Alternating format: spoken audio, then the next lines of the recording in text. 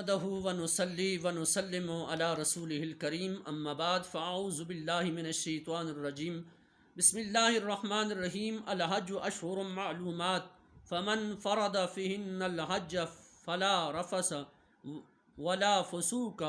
ولا جدال في الحج وما تفعل من خير يعلم الله صدقت يا رب العالمین۔ سامعین ذی وقار، حج کے مہینوں کی بات کی گئی اور الحج اشہر معلومات یعنی حج کے چند مہینے ہیں جو معلوم ہے۔ اس میں علماء کرام نے لکھا ہے کہ جو بندہ استطاعت رکھتا ہو اور طاقت رکھتا ہو تو پھر وہ نیت حج کی کر لے، خصوصاً شوال کے مہینے سے وہ اس بات کی نیت کر لے، تو یا پھر وہ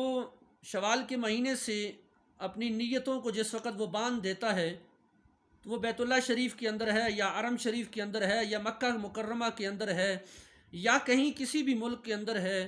اب کئی ایسے ملک یہاں کئی دن سفر کے لیے لگ جاتے ہیں۔ اب چونکہ خیر ہوائی سفر کا سلسلہ شروع ہو چکا ہے، اس میں ذرا وقت کم لگتا ہے، لیکن اب چونکہ اس دور کے اندر 2 مہینے 3 مہینے 4 مہینے بھی لگ جاتے تھے، تو اس لیے کہا گیا کہ شوال کے مہینے سے اب آپ نیت باندھ لیں اور ذوالحج کے مہینے تک یہ آپ کی نیت ہے۔ اس میں اگر آپ نے اپنی نیت باندھ لی تو اب چونکہ آپ استطاعت بھی رکھتے ہیں تو پھر اس بات کا خیال رکھیں کہ حج کی نیت کرنے کے بعد پھر آپ کو چند چیزوں سے بچنا پڑے گا۔ پھر آپ اب چونکہ نیت حج کر چکے ہیں تو اس میں آپ جو ہے بے حیائی کی بات نہیں کریں گے، بیہودہ گفتگو نہیں کریں گے، فضول گفتگو نہیں کریں گے، بے مقصد لایانی گفتگو سے اپنے آپ کو بچائیں گے۔ پھر فرمایا کہ اس کے بعد فرمایا کہ اگلی بات نافرمانی نہیں کریں گے، اللہ کے حکم کی نافرمانی نہیں کریں گے، مصطفیٰ کریم صلی اللہ علیہ وسلم کے حکم کی نافرمانی نہیں کریں گے، یہ دوسری بات۔ اور تیسری بات فرمایا کہ جھگڑا فساد بھی نہیں کرنا ہے۔ یہ حکم نیت حج والے کے لیے بھی ہے اور یہ حکم جس نے احرام باندھ لیا ہے اس کے لیے بھی یہی حکم ہے، اور یہ حکم ایام حج کے اندر جو ایام حج ہیں جن میں بندہ اب احرام باندھ کر وہ حج کے احکام کو، حج کے ارکان کو ادا کر رہا ہے، اب اس پر بھی یہ لازم ہے کہ وہ بیہودہ گفتگو نہیں کرے گا۔ جب اس نے احرام باندھ لیا اور وہ حج کے ان خاص ایام کے اندر وہ داخل ہو گیا، اب بھی اس کو جو ہے پھر اس کے لیے فلا رفث ولا فسوق ولا جدال، ان چیزوں سے اپنے آپ کو بچا لے گا۔ دوران احرام حج کے احکام کو ادا کرتے ہوئے، فریضہ حج ادا کرتے ہوئے کوئی بیہودہ گفتگو نہیں کرے گا، یہاں تک کہ اپنی زوجہ کے ساتھ بھی اس قسم کی جو انسان اپنی بیوی کے ساتھ گفتگو کرتا ہے وہ گفتگو بھی اس طرح کی کرنے کے بھی شریعت نے اس کو منع قرار دیا گیا ہے۔ اس کی خالص نیت اللہ کی عبادت کی طرف ہو، ذکر و فکر کی طرف ہو، توجہ اللہ کی طرف اس کی ہو۔ اسی طریقے سے باقی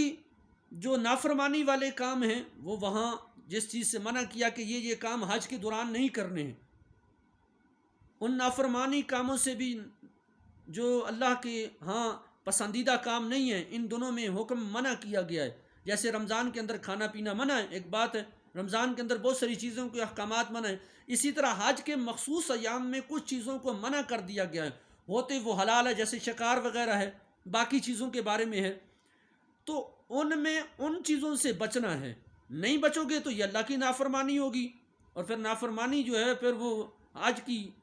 فرضیت کو اور حج کی جو فضیلت کو وہ کمزور کر دے گی۔ اسی طریقے سے جھگڑا فساد یہ ویسے بھی منع ہے، لیکن خصوصاً حج کے دوران چونکہ پوری دنیا سے جو ہے حجاج کرام آئے ہوتے ہیں، دھکا بھی لگ سکتا ہے، افراتفری بھی ہو سکتی ہے، بہت سارے معاملات، چونکہ ایک سفر ہے اس میں بہت سارے مشکلات بھی ہوتی ہیں. تو اسلام نے ہمیں یہ کہا، قرآن یہ کہتا ہے کہ وہاں اگر کوئی بات ایسی ہو بھی جائے تو برداشت کرو، جھگڑا نہیں کرنا ہے، فساد پیدا نہیں کرنا ہے، کیونکہ اسلام اس چیز کو منع کرتا ہے. جھگڑالو شخص اللہ تعالیٰ کو بھی پسند نہیں ہے، اللہ کے محبوب صلی اللہ علیہ وآلہ وسلم کو بھی ایسا بندہ پسند نہیں ہے. اس چیز سے اسلام نے منع فرمایا ہے.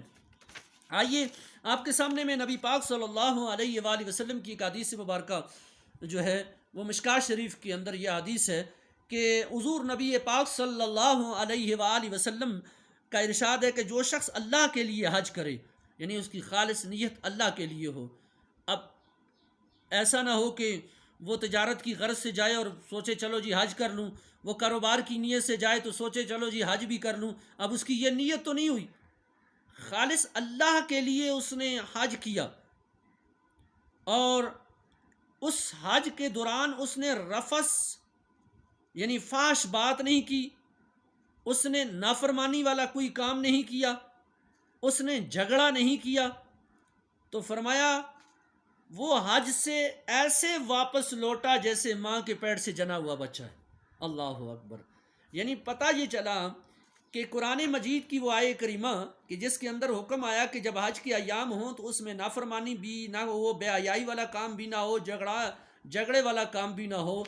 اب نبی پاک صلی اللہ علیہ وسلم کی یہ حدیث مبارکہ ہے کہ جو بندہ اللہ کے لیے حج کرتا ہے، اللہ کے لیے حج کرنے کے دوران وہ بے حیائی والے کام بھی نہیں کرتا ہے، وہ بیہودہ گفتگو بھی نہیں کرتا ہے، وہ نافرمانی والے کام بھی نہیں کرتا ہے، وہ جھگڑا بھی نہیں کرتا ہے، تو مصطفیٰ کریم صلی اللہ علیہ وآلہ وسلم نے فرمایا کہ وہ حج سے ایسے لوٹا گویا جیسے ماں کے پیٹ سے ایک بچہ پیدا ہوتا ہے. یعنی بچہ اس نے کبھی گناہ کیا ہی نہیں، وہ تو معصوم ہے. جس طرح بچہ ایک معصوم ہے، گناہوں سے پاک ہے، اس طرح اللہ تعالیٰ اس حج کرنے والے کو گناہوں سے ایسے پاک فرما دیتا ہے. تو ہمیں معلوم یہ ہوا کہ حج وہی اللہ کے ہاں قبول ہے جس کے اندر بے حیائی نہیں، جس کے اندر نافرمانی نہیں، جس کے اندر جھگڑا نہیں ہے، وہ حج اللہ تعالیٰ کے ہاں قابل قبول ہے. اور پھر حج بھی جو ہے یہ یاد رکھیں صرف اور صرف اللہ جل جلالہ کی رضا اور خوشنودی کے لیے ہونا چاہیے. اللہ تعالیٰ کی رضا کے لیے جو حج کیا جاتا ہے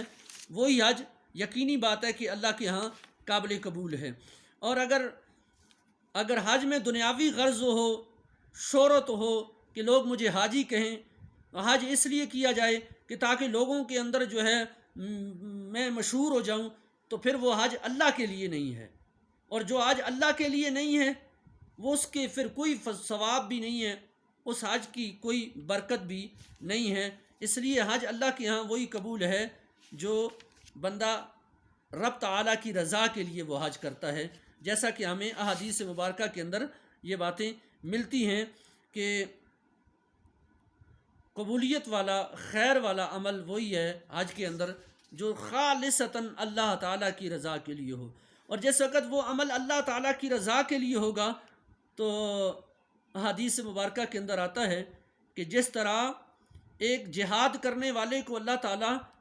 اس کے جہاد پر ایک ایک نیکی کے بدلے میں 700 نیکیاں اللہ تعالیٰ فرماتا ہے، اسی طرح حج کرنے والے کے ایک ایک عمل کے بدلے میں اللہ تعالیٰ 700 سے زیادہ گنا اللہ تعالیٰ اس کو اجر و ثواب عطا فرماتا ہے.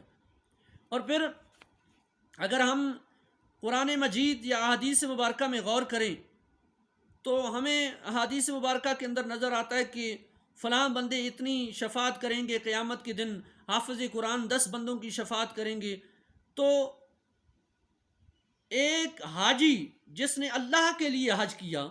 جس نے اللہ کے لیے حج کیا، اللہ کی رضا کے لیے حج کیا، حدیث مبارکہ کے اندر آتا ہے کہ حضور اقدس صلی اللہ علیہ وآلہ وسلم کا ارشاد ہے کہ حاجی کی سفارش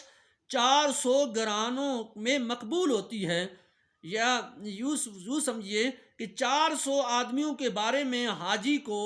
یہ اختیار ہوگا کہ آپ ان کی سفارش کریں، چونکہ آپ نے اللہ کے لیے حج کیا ہے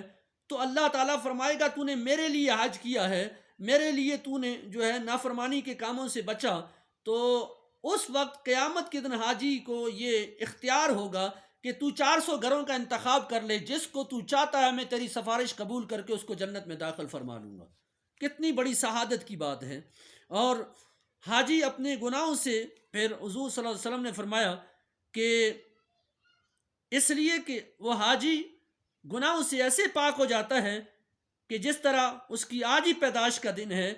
تو پھر وہ جس کے لیے سفارش کرتا ہے اللہ تعالیٰ اس کی سفارش کو قبول فرماتا ہے۔ تو سامعین ذی وقار، حج کی بڑی فضیلت ہے۔ جس کو اللہ تعالیٰ نے استطاعت دی ہو، جس کو اللہ نے طاقت دی ہو،